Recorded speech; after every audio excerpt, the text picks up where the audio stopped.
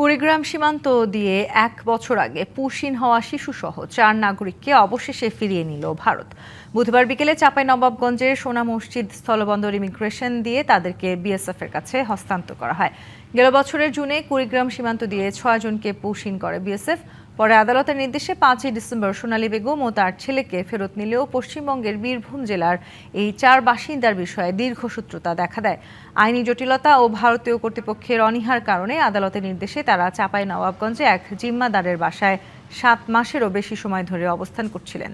এছাড়া পুশিনের ঘটনার পর অনুপ্রবেশের অভিযোগে জেলা পুলিশ তাদের আটক করে বিজিবির কাছে হস্তান্তর করে। পরে মামলা হলে প্রায় ৩ মাস কারাভোগ করতে হয়। দীর্ঘ অনিশ্চয়তা কাটিয়ে নিজ দেশে ফিরতে পেরে উচ্ছ্বাস প্রকাশ করেন ৪ জন।